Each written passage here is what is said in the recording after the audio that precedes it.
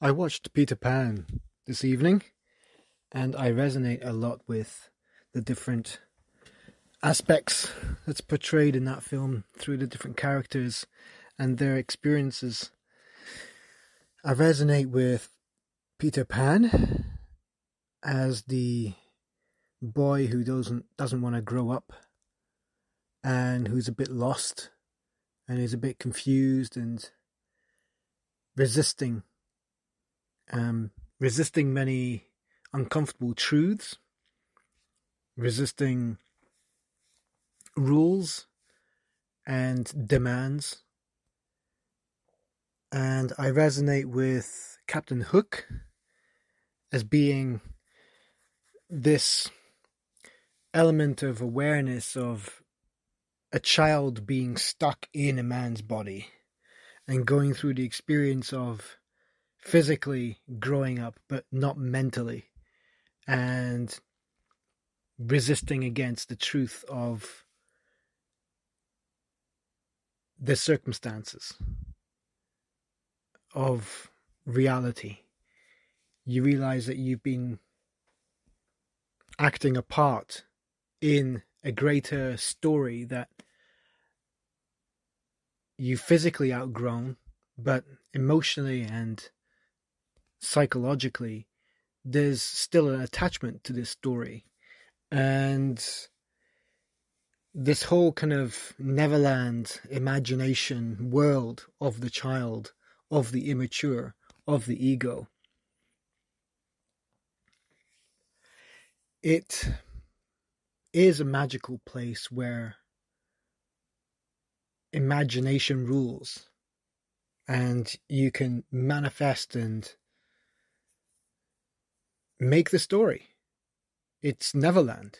It's imagination. It's wondrous. And there's an element of that I resonate with too. And I think that's also one of the things that I'm struggling to let go of. Because for me, adulthood and maturity is more in line with the mind and the ego working together to make things happen, and the body is just going along for the ride. I think we're very much mind dominant in our cultures these days,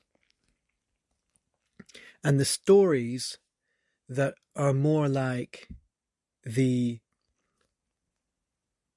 textbooks of the immature, of the jovial, of the spiritual, perhaps, things of a magical, mystical nature, they are more in the realm of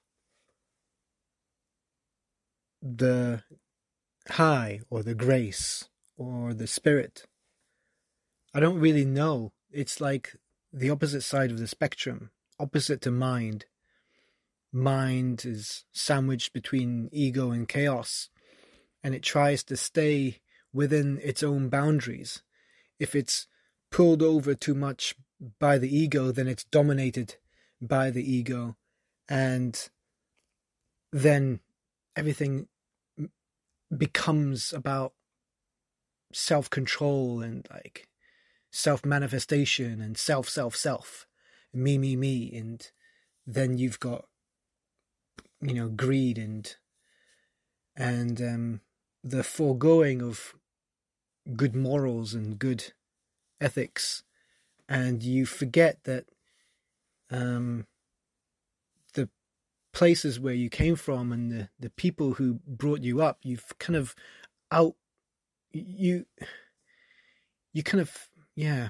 it's a weird one, because I'm starting to depict the typical egocentric form of mature adulthood, the evolution of what it means when you get caught up in this ego realm, this ego aspect and the mind, and you're able to go out and achieve greatness, and you're able to like manifest lots of things with using your mind, and you plan and you plan and you plan, and you look in the past, and you project in the future, and you grind and you grind, and you can make things happen like that.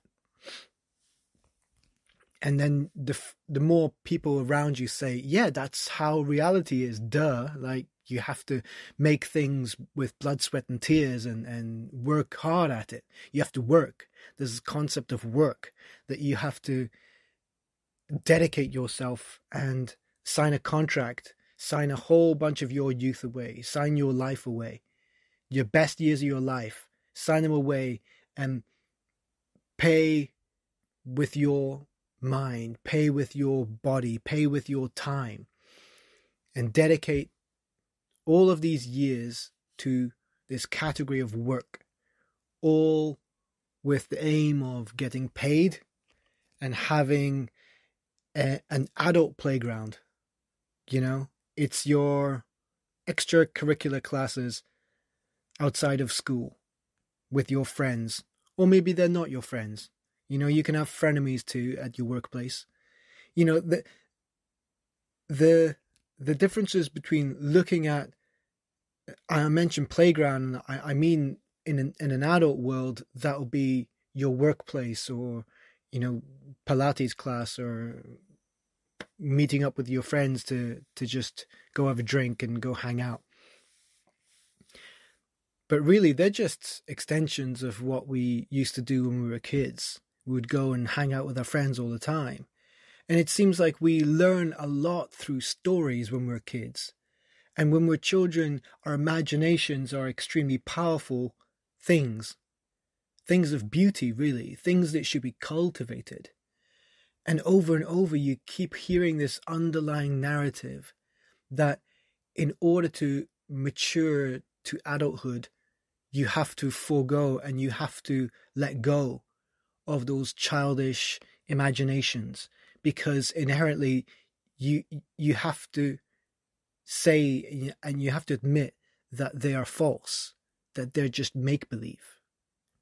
And so I think with lots of fairy tales, and Peter Pan, the story that I've just watched,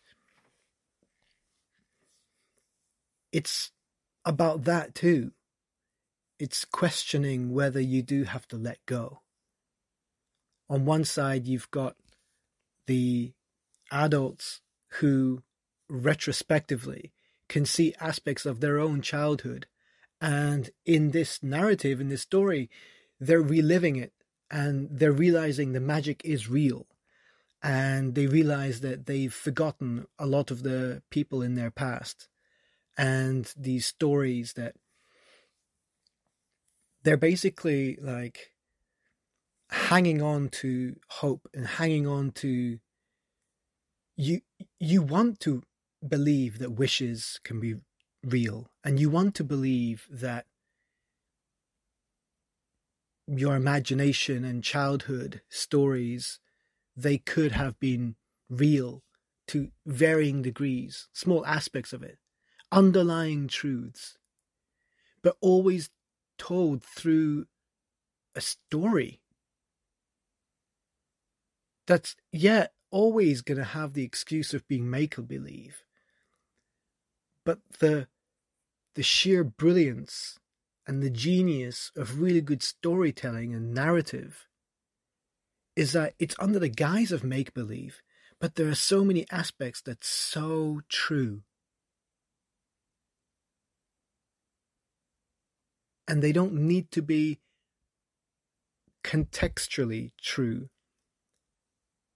The actors, the names of the characters, they can be different, but the stories, the plot, there are many, many aspects that I want to carry on believing that they're true somehow. And I do wish that I'm able to have that nice balance of being able to mature and yet still maintain that childish like wishful thinking, hope. There's something more powerful to it than any mature mind dominant person can fathom. And it's one of those underlying truths that it needs to be from a belief. And it needs to be, yeah, that's just part of it. It's like that riddle, that conundrum, that paradox. I love it. I think that should be cultivated, because that sparks so much power. And I don't think that we should have to outgrow that and abandon it. It does feel like we're abandoning our dreams, and literally or figuratively, it seems like that's the case. That's the requirement. And I think that's part of what holds me back.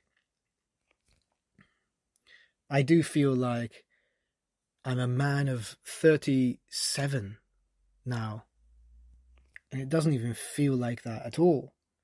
And just because I didn't prescribe to full-time employment within a company, and I didn't follow that kind of retirement package that everyone else is subscribed to, or they started with and then they found a way that suits them, whether they turn to freelance after a while and they've already got their roots in the commercial world and they've got contacts and they've got their business mind all, they've got all the tools. I mean, I seem to have missed that.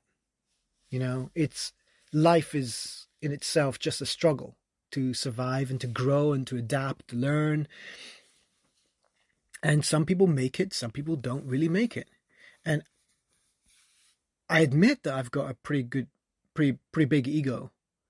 And part of my self-awareness is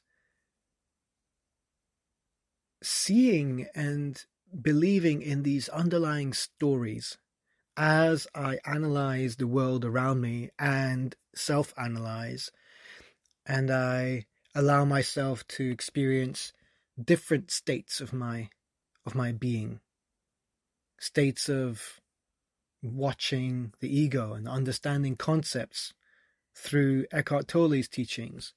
You have the ability to, through a narrative, through labels, through his forms of communication, he's able to paint a picture in me so that I understand, oh, these are aspects that I can watch of myself and attune to. I understand about the aspect of the mind, and I understand that, oh, if I start believing that I am the mind, then I am the mind. But if I start thinking like, oh, I can observe my mind at work, and I can observe my ego at work even, and then I go, well, I could have sworn that I was my ego and my mind before I even knew what the concepts were. That's how I believed it. And now you put into words, now you've put labels on it. Now I can identify less as the ego and less as the mind if I want to. Now that I can see them in front of me, I can scrutinize them, and I can watch them when they start working overtime and when they take over me. Hopefully I can, either in the moment or retrospectively, catch myself and go, oh, I'm becoming unconscious. I'm being taken over by the mind, or I'm being taken over by the ego, or I'm being taken over by chaos, by my emotions. I've been taken over by my body. I've been taken over by, whatever it is. That there are these different aspects of yourself. And when you're in love, you're in I'm no one to speak of love. But from the stories that I've heard, it does seem like that's when you attune to high. You're high when you're in love, I believe. And, I'm looking forward to feeling that high as well. And that ties into this Peter Pan, comparison, that I feel like I am both Hook and Pan. And I also love and acknowledge the aspect of Grace in this story, or rather Wendy. And Wendy is symbolizing high as the aspect that is aware of ego because she came from ego. She was very similar to having the ego-like experience, the childlike experience, the immature-like experience where you don't have to think too much. You just be yourself. And there are lots of immature aspects to ego. It's just, I guess, when you're becoming more mature, you can have a really mature form of ego as well. It's just, I'm not aware of it right now. Not personally. I've observed mature forms of ego and mature forms of the mind and mature forms of high and grace. And mature forms of the body. Mature forms all being a lot more experienced in their aspect and a lot more in control and, calm and grounded, and they've gone through some stuff. And I feel like some of my aspects I've not allowed for them to mature. And I've always held back because I've resisted X, Y, and Z. And I don't know. I guess there's a part of me that I know it's so cryptic, and it is cryptic to me. It's revealing. I'm just letting thoughts come out. So this is again just self-serving, really. But there is something really curious about the underlying narratives, and even through these ramblings to myself, I hope I can use AI to help summarize the points, the takeaways, and I can work through them and put together a concise story. And maybe I just start going through that. I have to start going through each aspect and start painting a picture, a story about how they interconnect and what roles they play in our lives throughout society. It doesn't matter who you are, what you've got between your legs, how old or young you are. It doesn't matter. It's just about the place in your journey. If I start telling this story of resource and naming characters like ego and grace and chaos and mind, body, spirit, all of these aspects, and I start painting this picture,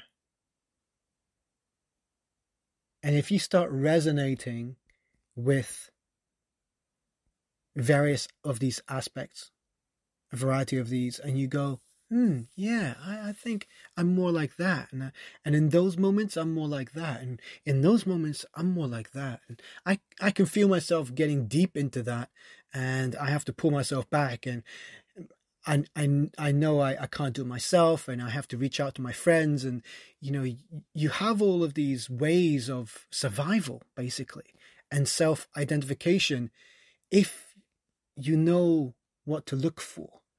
But otherwise, you might just be a lost boy.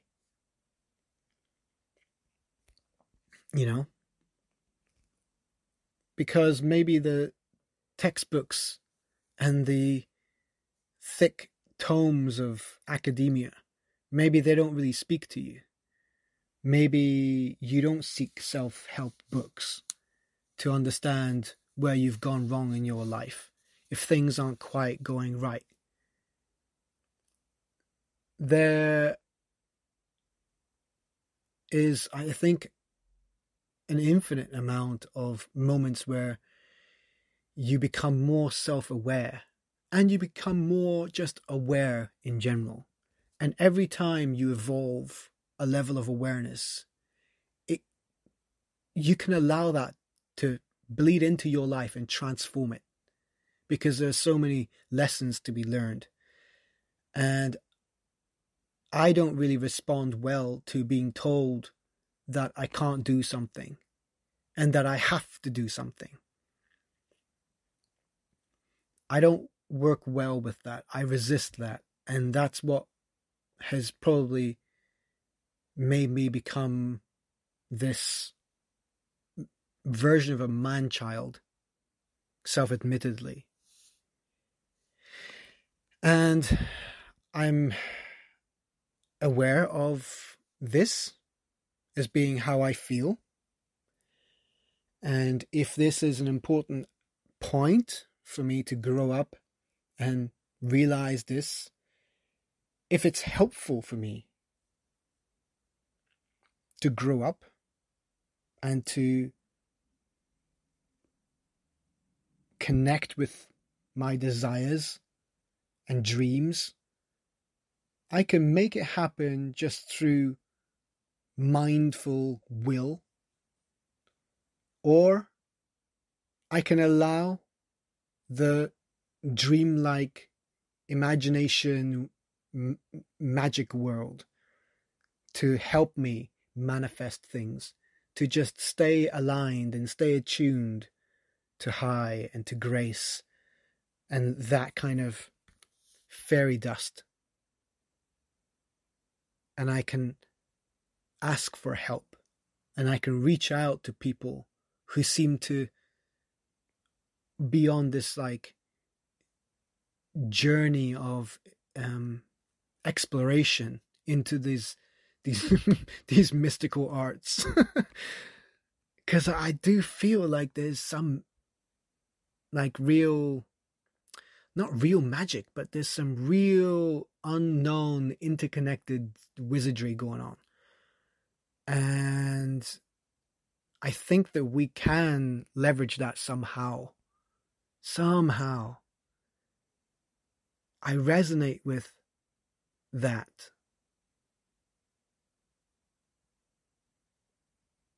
I can't explain it. I feel like the world does have so much unknown mystical wonders, and I am quickly outgrowing my immediate environment and my immediate experience. And it's come to the point where, thankfully, I haven't gone to self-destruction, and I haven't gone to depression, and I haven't gone to overdosing, and I haven't gone to any like deep places like that. Thankfully, I've stayed self-aware and enough, everything enough, self-aware enough, comfortable enough, uncomfortable enough to get the right balance of being able to make myself climb out of this hole and also at the same time shout out, like, I need some help, I can't do this by myself. And say, hey, I feel foolish, but I'm in a hole,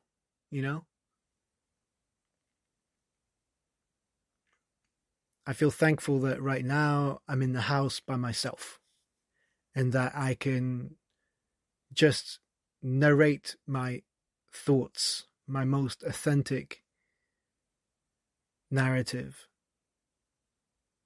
my story, and I can just talk about it like a diary, like an audio diary.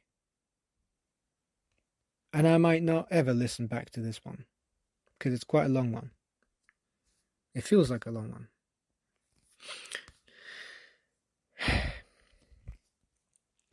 I really need to get better at speaking concisely, but I think that's of the mind. And when I'm attuning to truths and this kind of indescribable journey, I know no other way of documenting my thoughts and my realizations and my inspirations other than this, making voice notes. That's why I hope that AI can help me make it more entertaining for listeners, because this is just, I don't know if listeners are gonna actually follow along. You know? Maybe it does help if I'm looking into the camera and looking into your eyes. I think it's going to be a while before I feel comfortable enough to actually bear my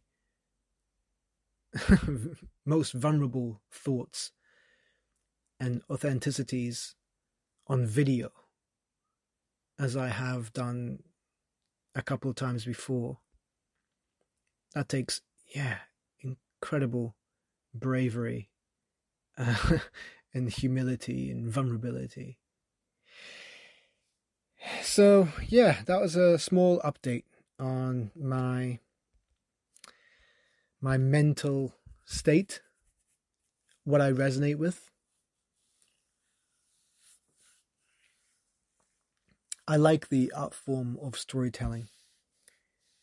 I think I'm going to look into this a bit more, and a bit more into other forms of artful storytelling, whether it's through actual books by writers, or whether it's through song or performance, or just other stories told throughout the ages. I might make this a side little hobby. I don't know if I'll become obsessive about it. I do tend to be more mind dominated these days, and I want to use my superpowers of the mind with technology, with the ease of use, that I'm able to capture my thoughts. If I put a lot of value into my thoughts, then it helps to just calm that beast and satiate its needs to I don't know, to an attempt to manifest. It's this weird balance, the opposites between the mind and high, and trying to control my story, trying to govern its truths, trying to determine what's believable, what's fanciful, what's ludicrous, what's possible.